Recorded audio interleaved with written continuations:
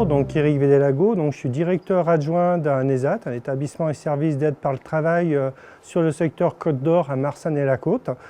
Établissement en fait géré par une association, la CODEJ, qui agit sur le champ, qui a deux champs, qui agit sur le champ de l'action sociale, protection de l'enfance et sur le champ du handicap.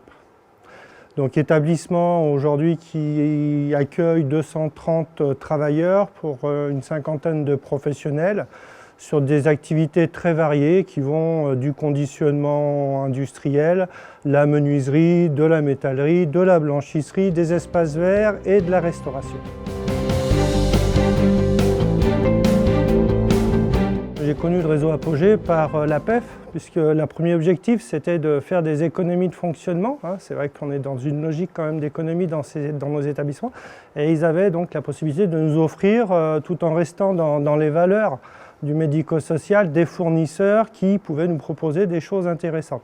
Après, j'ai vite découvert que le réseau Apogée, c'était aussi un ensemble d'acteurs de l'économie sociale et solidaire qui venaient en aide aux établissements sur d'autres domaines, qui venaient en aide sur des questions, des réflexions sur toujours des fois les économies, mais plus nos politiques pour faire des économies, des aides aussi par rapport au territoire, quel acteur on pouvait solliciter. Et en fait, j'ai trouvé personnellement, j'ai trouvé un intérêt particulier autour de l'économie sociale et solidaire, puisque je considère qu'en fait, le cœur de métier de l'ESAT et le métier que j'exerce, c'est vraiment un métier qui est de l'économie sociale et solidaire. Et donc j'ai eu envie, moi aussi, de m'impliquer dans ce réseau qui s'élargit et qui se développe et qui va dans le sens des valeurs aujourd'hui que je défends et que je trouve qu'il a largement sa place dans le secteur médico-social et en même temps sur tout ce qui est les politiques de territoire. Moi, ce qui m'a intéressé, c'est déjà de sentir qu'on n'est pas seul, parce qu'en fait, on est donc en direction sur un territoire, on gère des établissements. L'ESAT, c'est un cœur dans un territoire. On reçoit des personnes qui habitent le territoire, des personnes qui sont susceptibles de ne pas travailler, on les met en activité. Pour les mettre en activité, on doit avoir des liens avec le monde économique, les entreprises, tout ça avec des instances politiques qui nous financent, etc.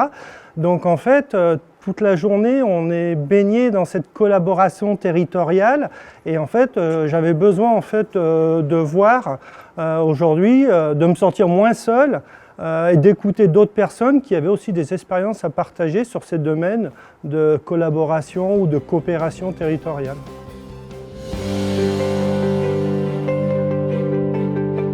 Moi, ce que je peux en retirer, c'est qu'en fait, on est sur la bonne voie. Je pense qu'aujourd'hui, j'ai été content de voir qu'en fait, il y avait des petites expériences, beaucoup de petites expériences qui existaient et qui jouaient leur rôle aussi sur ces questions territoriales, sans grandes ambitions. Voilà, mais des petites actions qui jouaient on va dire, le petit colibri. Et ouais, j'ai trouvé ça très intéressant de ne pas avoir obligatoirement une grande messe sur la question de la coopération territoriale, mais plutôt de partager ces petites expériences qui font aussi tout un intérêt aussi sur le territoire en fait, et qui participent au développement.